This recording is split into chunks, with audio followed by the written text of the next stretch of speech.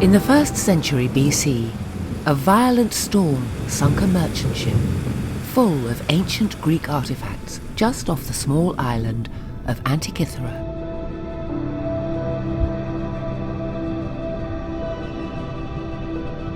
"2,000 years later, the wreck was discovered by Greek sponge divers who recovered a hoard of treasures. And they also found an undistinguished corroded lump about the size of a large dictionary. It turned out to be by far the most complex piece of engineering from the ancient world. It is now called the Antikythera Mechanism and is often referred to as the world's first computer. This mechanism it's an instrument of mathematical astronomy. It's intensely rich in mathematics. It's not complicated mathematics, it's simple arithmetic and it's simple geometry, but put together in an absolutely beautiful way. As a child, I learnt about the mechanism and I was absolutely fascinated by it. And I often wondered how researchers, scientists ever got to work on something so remarkable.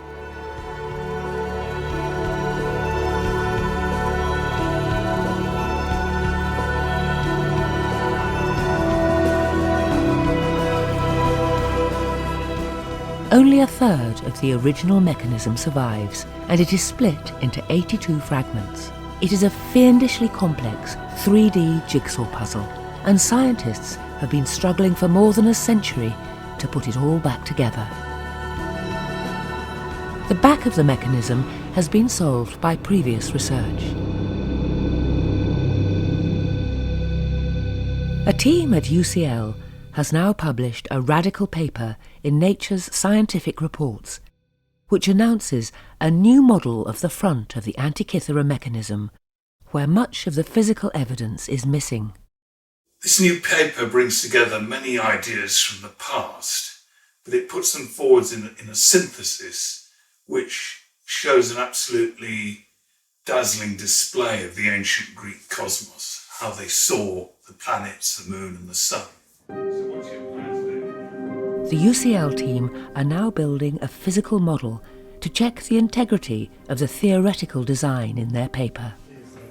One of the things about the mechanism that remains to be done is to construct it in a way in which we believed the ancient Greeks would have constructed it. I think this is something that has been missing from the scholarship.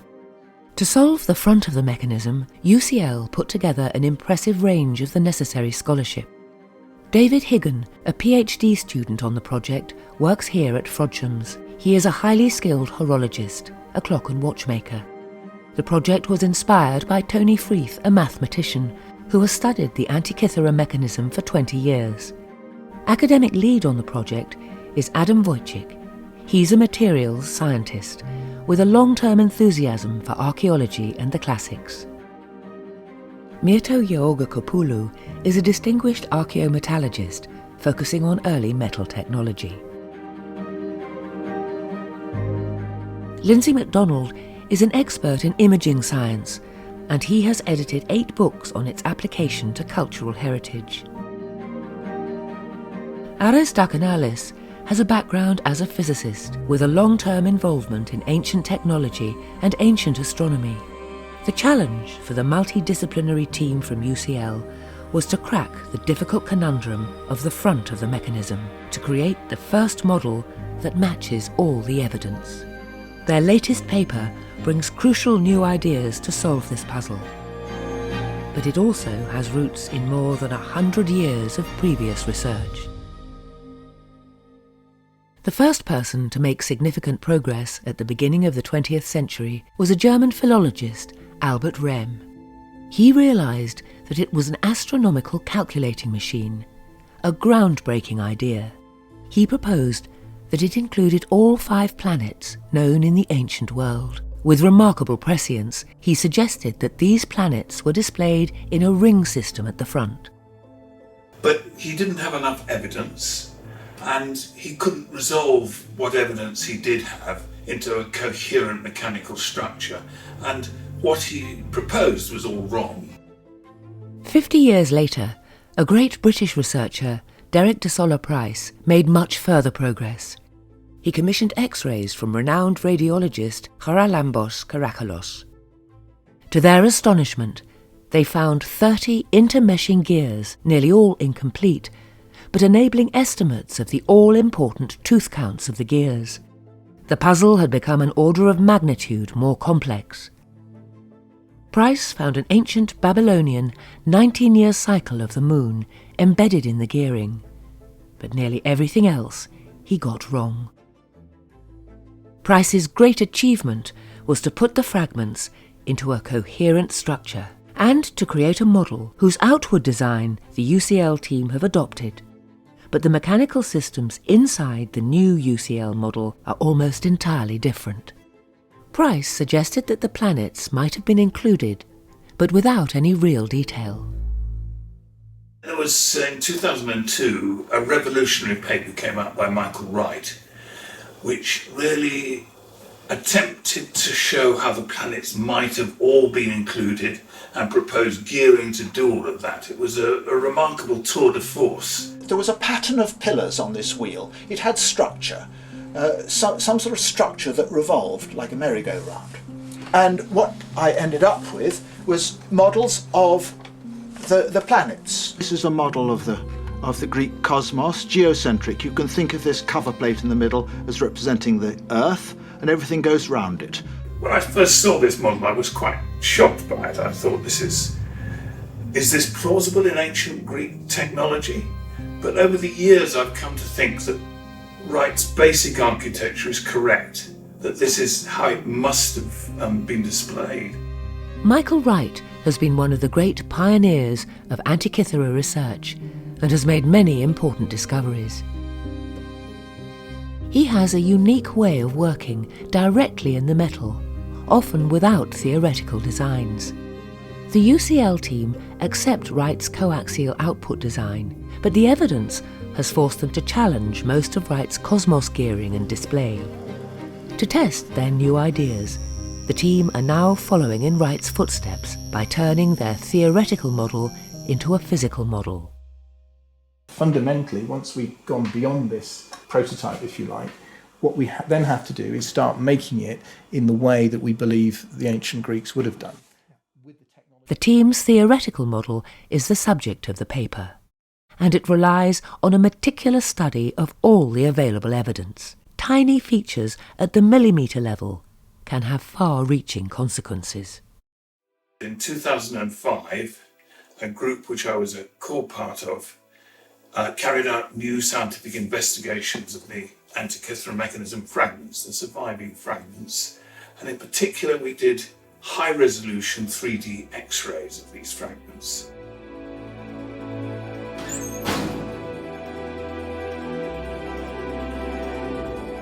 The results were spectacular.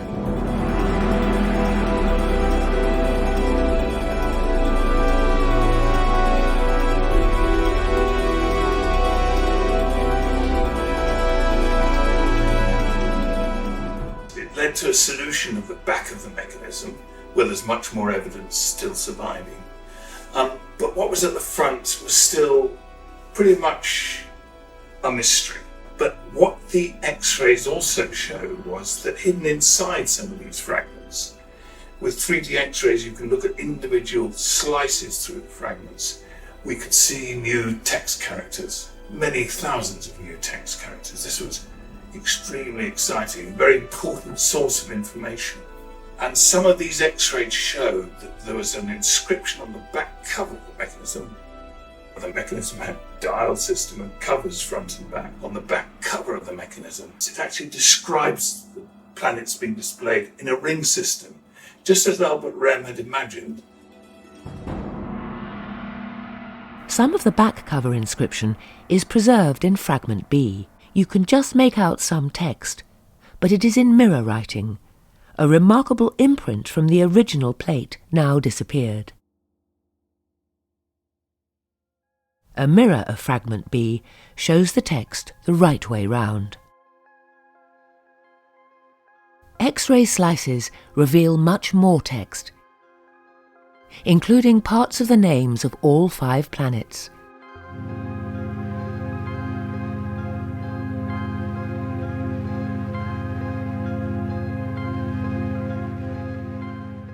Stilbon is Mercury, Phosphorus is Venus, Pyrois is Mars, Phaethon is Jupiter, and Phaenon is Saturn. This inscription is part of a user guide on the back cover, explaining how the mechanism worked and how it displayed the planets. This was crucial information for the team's reconstruction. Really, we couldn't get round that this must have been the way it was portrayed. So all the previous models, which Michael Wright's was one, I made one in collaboration with Alexander Jones, all of these had pointers. But these models failed to match the description. The challenge for the UCL team was to show that a ring system could be designed. There was a serious clash with the mechanics of the lunar phase device at the centre. The central output carries the variable motion of the moon against the stars. It turns a device that shows the phase of the moon on a small semi-silvered ball. To calculate phase, rotations of both moon and sun are needed. With a ring system of outputs, it seemed mechanically impossible to input the accurate true sun with its variable motion. But the UCL team found a nice solution. On one of the spokes there is a block, pierced for an attachment, which had never been understood. The team realised that this block could transmit the mean sun to the moon phase device, this mean sun being accurate enough for this purpose. This key idea enabled a ring system of outputs for the cosmos. But to start building, they needed to understand how the planets were seen in the ancient world.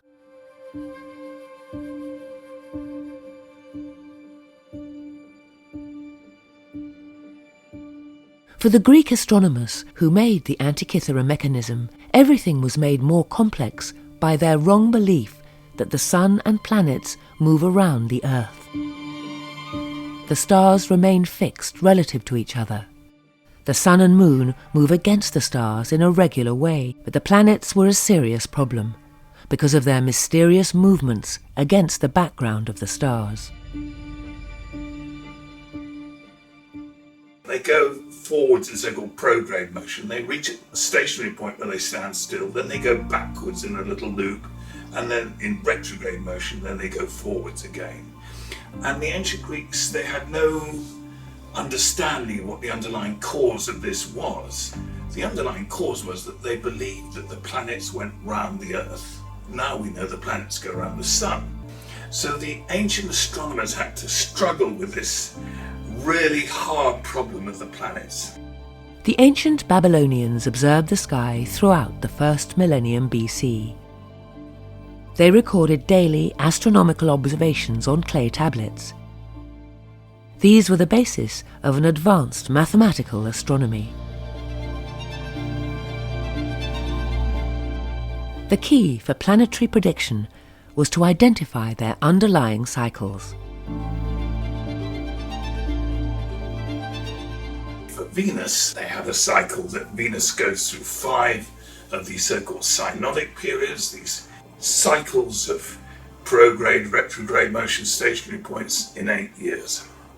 And this was the basis for all subsequent attempts to predict the positions of the planets. But the ancient Greeks had a very nice geometric intuition about the planets, and that was that you could explain their motion as the simple sum of 2 circular motions, where one circular motion is mounted on the other, which produce so-called epicyclic motions. This is, they produce these loopy type motions, which is what, from the Earth, the planets actually look like.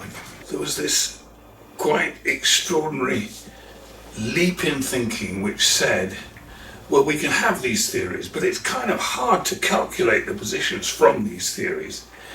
But we could make a machine to do this with toothed gear wheels.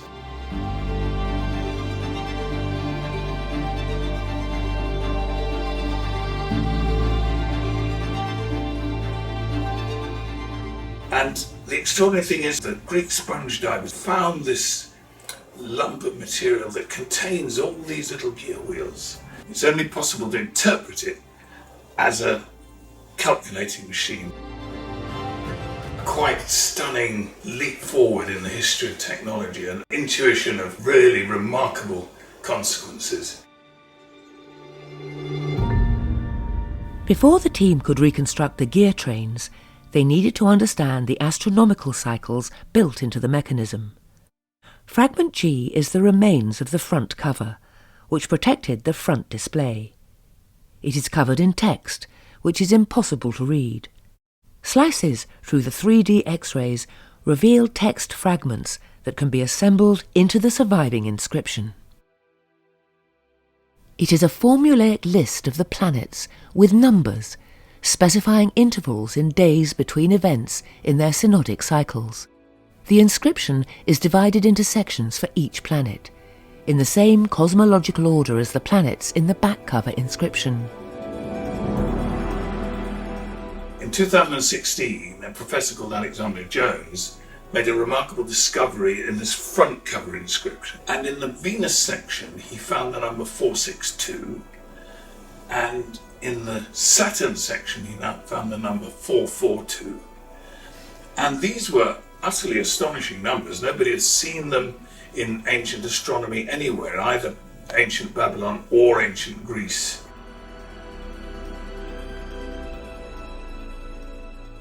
Jones identified these as very accurate cycles of Venus and Saturn. The presence of these numbers meant that they must have been incorporated into the gears of the Antikythera mechanism. How were they discovered by the ancient Greeks? And what were the cycles for the other planets, where the plate was missing or too damaged to read? Prime numbers are very critical for understanding the design of the mechanism. In fact, all the gears, what's critical about them is the prime factors that are included in the gears, which reflect the great cycles of the astronomical bodies. How did the ancient Greeks discover the new 462-year period for Venus and 442-year period for Saturn? Previous attempts had found methods for Venus, but they failed for Saturn. The team found an original solution, based on an idea by the philosopher Parmenides of Elea, and described in a dialogue by Plato. Ancient astronomers knew of 2 periods for Venus, 5 synodic cycles in 8 years has small enough factors, but is very inaccurate. 720 synodic cycles in 1,151 years is unfactorizable. The basic idea, inspired by Parmenides, was to add known cycles to get better ones in an iterative process. The first iteration is no good because the numbers cannot be factorized into small primes. To get the second iteration, we add both seed periods to the new cycle. The first addition is no good, but success with the second, which is exactly 5 times the cycle of Venus from the back cover, so equivalent to it. The Parmenides process also works for Saturn to get the 442-year cycle from the back cover, and Parmenides succeeds for all the other planets, often with multiple choices. How do we choose? The trail of the prime numbers reveals the solution. Throughout the mechanism, gears are shared between functions to economize on the number of gears. For example, a surviving gear with the prime number 223 teeth is shared between eclipse prediction and the variable motion of the moon. No need to cut 2 separate gears. To share gears, planetary mechanisms need shared prime factors. This idea enables us to choose cycles for Mercury and Venus with the shared prime 17, and cycles for Mars, Jupiter and Saturn with the shared prime 7, meaning great economies in the number of gears. The team was now confident that they knew all the planetary cycles built into the mechanism. They were faced with highly fragmentary data. Most of the gears at the front are missing. Though the main drive wheel shows clear evidence of a complex system of gears mounted on bearings on the spokes. There are also pillars on the periphery, near the input crown gear. The X-rays reveal that the pillars had shoulders and are pierced for attachment pins. They also show that originally there were 4 short and 4 long pillars. There must have been a rectangular plate on the short pillars and a circular plate on the long pillars, with a hole in the middle for the outputs, suggesting that nearly all the gears were crammed into this space, just 25 millimetres high. This is the basic framework for the reconstruction. Without actually making a model of it, and making one in the way that the Greeks themselves might have had access to, we won't know whether it's really feasible. So that's the next stage for me. First, David is making a model using modern techniques. Making it out of in the modern way, you give yourself the best chance that it will work. And then you make a version with hand cut, whether it's filed or chiseled teeth, and see what other problems you give yourself. The idea that there is this fine mechanical gearing for almost clock and watch type work, that is really revolutionary. The team are exploring exactly how the ancient Greeks made their fine gear wheels. For their theoretical model, they had the framework and the astronomical cycles, but they also needed a mechanical way to model the variable motions of the planets generated by the epicyclic models. Michael Wright was the first to adopt pin and slotted follower devices to model variable motion in his planetarium model. The team used this idea for Mercury and Venus. For Venus, the team had to incorporate the 462-year period into the gearing by using the cycle's prime factors in the tooth counts of the gears. The first prime 17 goes into a gear with 51 teeth, a multiple of 17, which is fixed at the centre. 2 and 11 go into a 44-tooth gear, meshing with the central gear on the bearing in spoke C. The second factor 17 is carried by a gear with 34 teeth, fixed to the 44-tooth gear. They still needed the factors 3 and 7. They found these in an unlikely place. Fragment D, only about 4 centimetres high, looks completely nondescript, but the X-rays tell a different story. First, we find a disc. Next is a gear with 63 teeth. The missing primes 3 and 7 are prime factors of 63. Disc and gear are mounted on a square hub that changes to round so that it can turn, in a bearing in a D-shaped plate. A pin on the disc engages with a slotted follower to generate the variable motion of Venus. Now, the 63-tooth gear can use its prime factors 3 and 7 to calculate the 462-year cycle of Venus. A tube transmits the variable motion of Venus.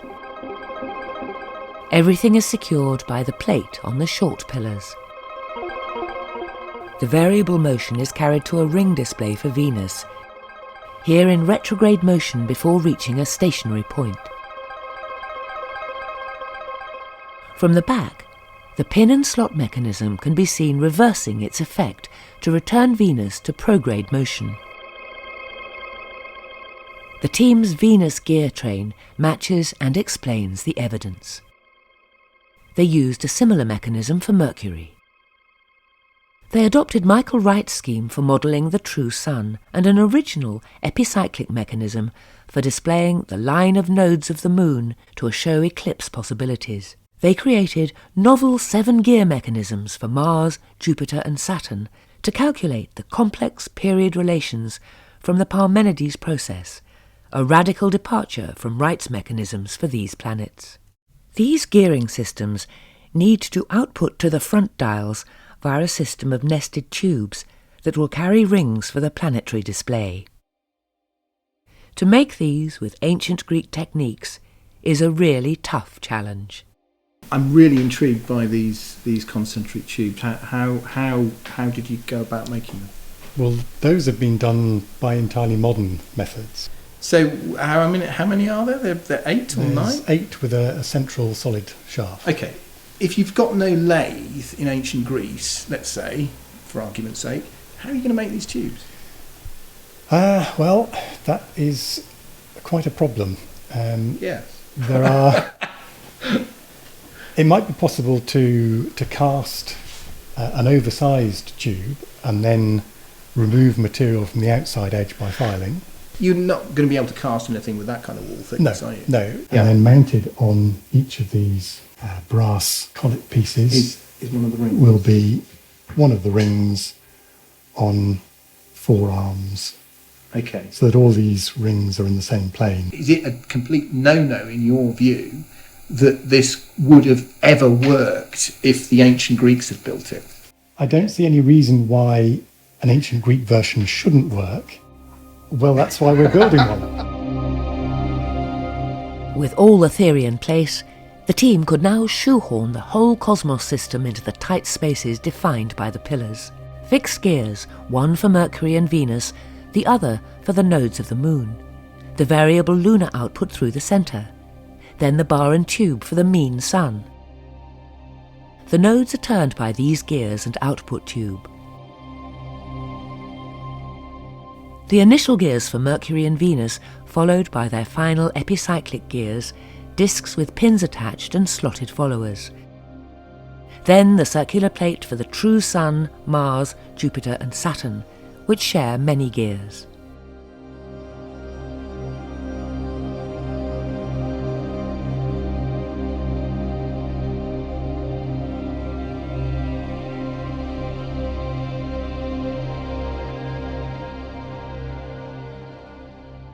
The eccentric axes are the foundation for the pin and slot devices, which generate the variable motions. The novel 7-gear planetary mechanisms calculate the astronomical cycles and they output via nested tubes in the centre.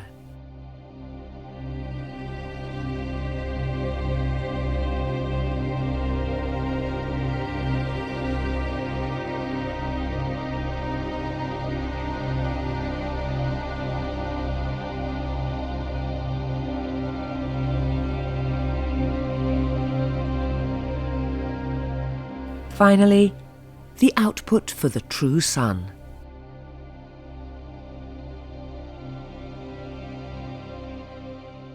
Everything turns against a fixed gear with 56 teeth, which shares the prime numbers 7 between Mars, Jupiter and Saturn. Attached to the tubes, the output rings create the Cosmos display for the Sun and planets. A pointer for the date for the true Sun and a double-ended pointer for the nodes of the Moon.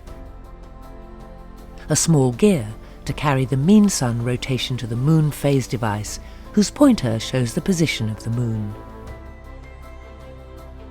The display exactly matches the ring description on the back cover. The planetary rings are inscribed with index letters, referencing the catalogue of synodic events on the front cover. For ancient Greece, it is a system of staggering complexity and ambition. I'm fascinated by the Antikythera Mechanism because it's been such a wonderful puzzle which has thrown up quite remarkable solutions. And when you reach that solution, you get this real eureka feeling. Yes, we've found out how that worked. There is this big question, and that is, why did they stop at the Antikythera Mechanism? Why did they not go beyond that?